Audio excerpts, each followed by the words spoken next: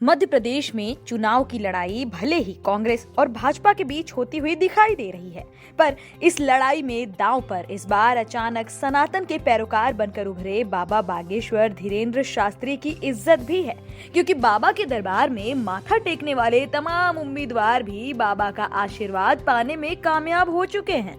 बाबा के चमत्कारों से अभिभूत ये सभी उम्मीदवार अपनी जीत के लिए आश्वस्त दिखाई दे रहे हैं।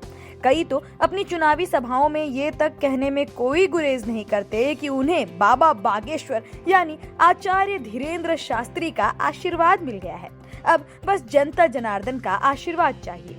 पर बाबा बागेश्वर ये भूल जा रहे हैं कि कई बार तो उनका आशीर्वाद एक ही विधानसभा क्षेत्र के कांग्रेस और भाजपा दोनों उम्मीदवारों को मिल जा रहा है।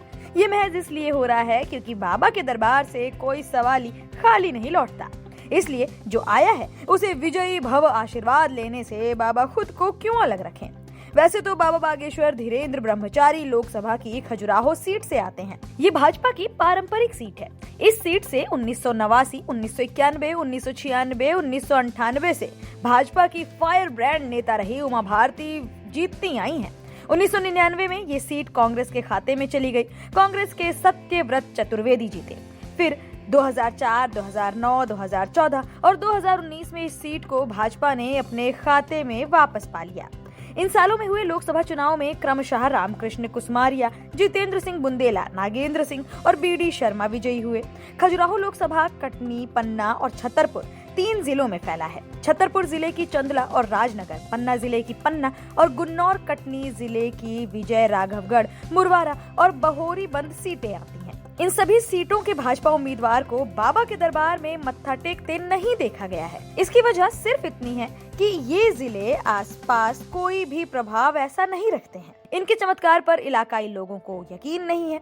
इस पर अगर अलग से लिखना माकूल होगा कि इसकी वजह क्या और क्यों है, पर यह जरूर है कि बाबा की निरंतर बढ़ रही ख्याति और उनके दरबार में आने वाले लोगों की तादाद से इलाकाई लोग बहुत ज्यादा खुश हैं, क्योंकि सड़कें बन रही हैं, कई तो बन भी चुकी हैं, कई दुकानें भी आसपास खुल रही हैं और कई लोगों को रोजगार भी मिल गया है।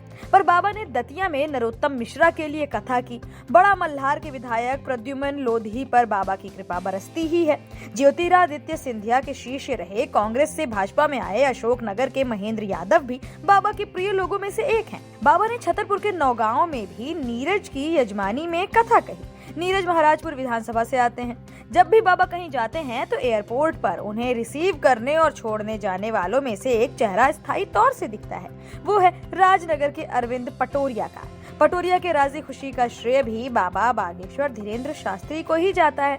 लेकिन कहीं न कहीं कांग्रेस और भाजपा जब दोनों पार्टियों के नेताओं को बाबा बागेश्वर का आशीर्वाद मिल रहा है, तो ये सवाल तो लाजमी है कि आखिर मध्य प्रदेश की चुनावी लड़ाई में बाबा का आशीर्वाद ज्यादा किसकी ओर है।